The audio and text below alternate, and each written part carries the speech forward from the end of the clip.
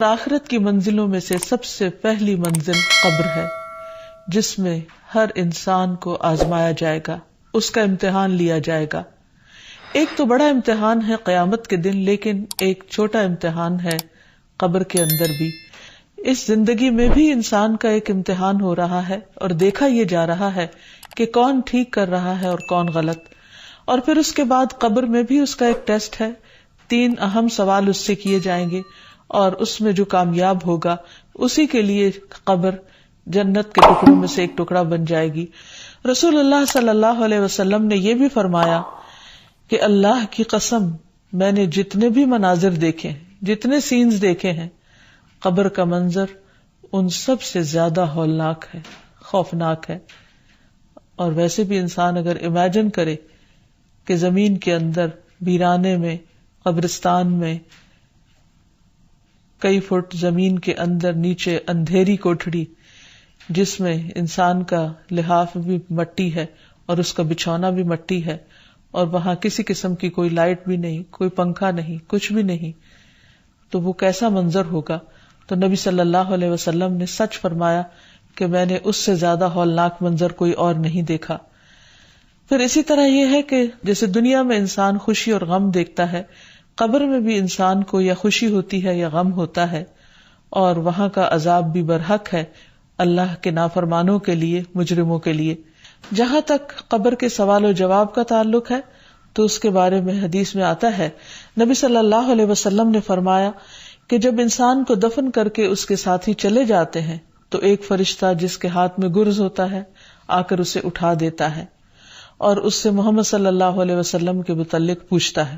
ایک دوسری روایت میں آتا ہے کہ وہ پوچھتا ہے، من ربک، تمہارا رب کون ہے، ما دینک، تمہارا دین کیا ہے، اور پھر وہ نبی صلی اللہ علیہ وسلم کے بارے میں سوال کرتا ہے کہ تم اس آدمی کے متعلق کیا کہتے ہو؟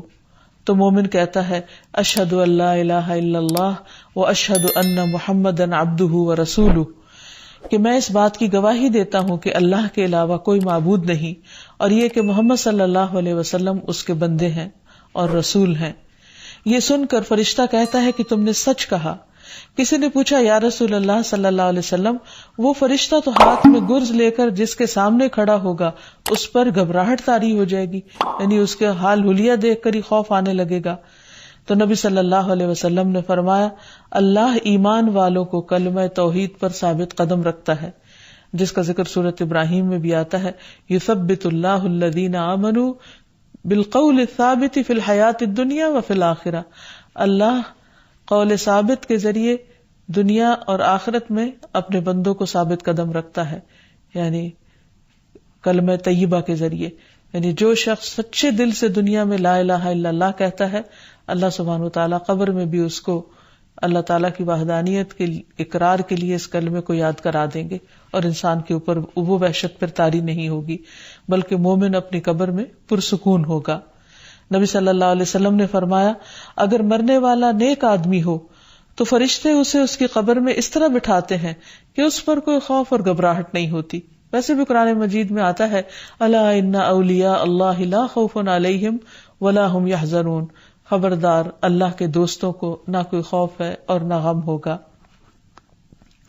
پھر اسی طرح یہ ہے کہ قبر میں ہی انسان کو جنت کا لباس اور خوشبو ملتی ہے۔ جب مومن درست جواب دیتا ہے تو ایک آواز لگانے والا آواز لگاتا ہے کہ میرے بندے نے سچ کہا، بس اس کے لیے جنت کا بستر بچھا دو، اس کے لیے جنت میں ایک دروازہ کھول دو، اسے جنت کے کپڑے پہنا دو۔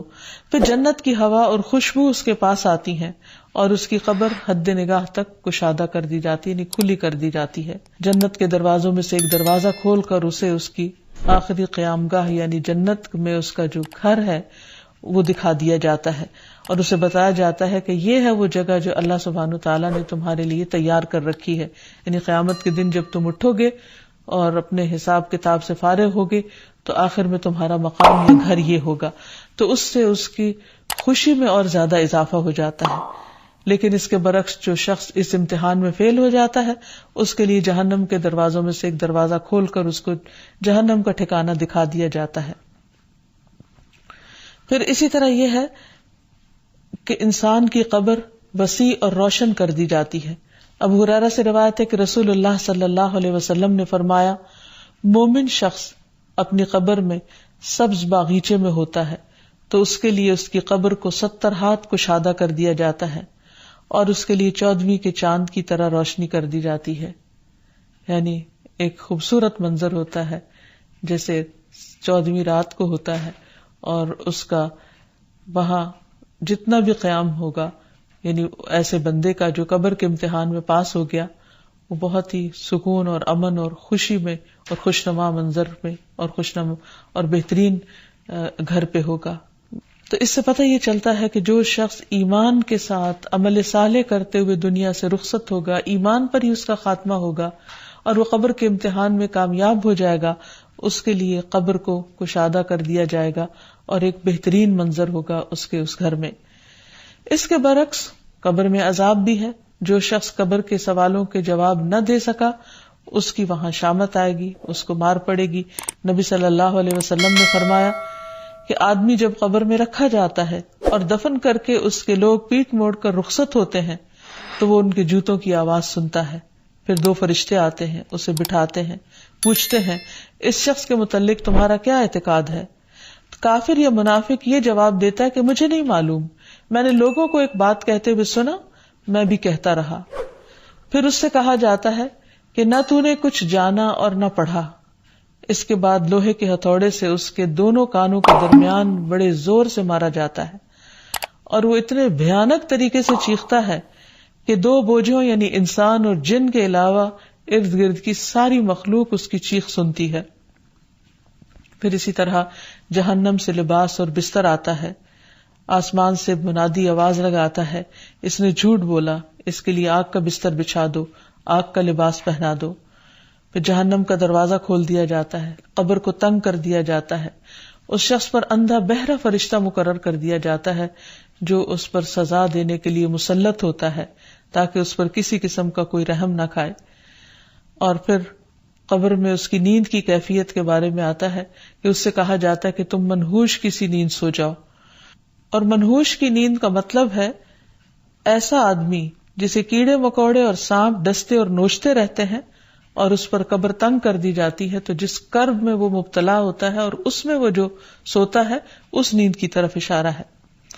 رسول اللہ صلی اللہ علیہ وسلم نے فرمایا، قبر آخرت کی پہلی منزل ہے، اگر وہاں نجات مل گئی تو بعد کے سارے مراحل آسان ہو جائیں گے، اور اگر وہاں نجات نہ ملی تو بعد کے سارے مراحل دشوار ہو جائیں گے، یعنی مشکل ہو جائیں گے.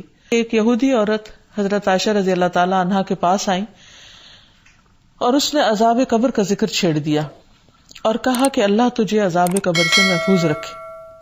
اس پر حضرت عائشہ رضی اللہ تعالی عنہا نے رسول اللہ صلی اللہ علیہ وسلم سے عذاب قبر کے بارے میں دریافت کیا. آپ نے اس کا جواب دیا کہ ہاں، عذاب قبر حق ہے، یعنی واقعی ہے. تو حضرت عائشہ نے بیان کیا کہ پھر میں نے کبھی ایسا نہیں دیکھا کہ آپ صلی اللہ علیہ وسلم نے کوئی نماز پڑھی ہو اور اس میں عذاب قبر سے اللہ کی پناہ نہ مانگی ہو. یعنی ہمیشہ آپ صلی اللہ علیہ وسلم ہر نماز میں اللہ سبحانہ وتعالی سے دعا کرتے کہ وہ عذاب قبر سے محفوظ رکھیں. اسی طرح ایک اور موقع پر نبی صلی اللہ علیہ وسلم اپنے صحابہ کے ساتھ بنو نجار کے باغ سے گزر رہے تھے تو اچانک وہ گدھا بدک گیا جس پر آپ سوار تھے، تو قریب تھا کہ وہ آپ کو نیچے گرا دے. تو آپ صلی اللہ علیہ وسلم نے پوچھا کہ یہاں اس جگہ پر کیا ہے؟ تو پتہ چلا کہ یہاں دور جاہلیت کے لوگوں کی قبریں ہیں. تو آپ صلی اللہ علیہ وسلم نے جب پوچھا کہ یہ لوگ کب مرے تو عرض کیا گیا کہ یہ لوگ شرک کی حالت میں مرے تھے. تو آپ نے فرمایا کہ ان لوگوں کو ان کی قبروں میں عذاب ہو رہا ہے. اگر مجھے یہ خیال نہ ہوتا کہ تم لوگ اپنے مردوں کو دفنانا چھوڑ دو گے تو میں تمہیں یہ عذاب اس وقت سنواتا، یعنی اللہ تعالیٰ سے دعا کرتا کہ تمہیں قبر کے عذاب کو سنوا دے جسے میں سن رہا ہوں. پھر آپ صلی اللہ علیہ وسلم ہماری طرف متوجہ ہوئے اور فرمایا، تم لوگ دوزخ کے عذاب سے اللہ کی پناہ مانگو. صحابہ نے عرض کیا، ہم دوزخ کے عذاب سے اللہ کی پناہ مانگتے ہیں. پھر اسی طرح آپ نے فرمایا کہ تم قبر کے عذاب سے اللہ کی پناہ مانگو. تو صحابہ نے عرض کیا، نعوذ باللہ من عذاب القبر، کہ ہم قبر کے عذاب سے اللہ کی پناہ مانگتے ہیں، یعنی اللہ تعالیٰ ہمیں اس سے محفوظ رکھے. سعید بن مسیب کہتے تھے میں نے ابو ہریرہ کے پیچھے ایک بچے پر نماز جنازہ پڑھی جس نے کبھی کوئی گناہ نہ کیا تھا، تو میں نے ان کو یہ کہتے سنا اللہم اعیذہ من عذاب القبر، اے اللہ اس کو عذاب قبر سے بچا، کیونکہ قبر ہر ایک کو بھیجتی ہے، چاہے کوئی چھوٹا ہو یا بڑا ہو۔ تو اللہ تعالیٰ سے دعا ہے کہ وہ ہم سب کو اس دن کے فتنے سے یعنی قبر کے فتنے اور عذاب سے محفوظ رکھے۔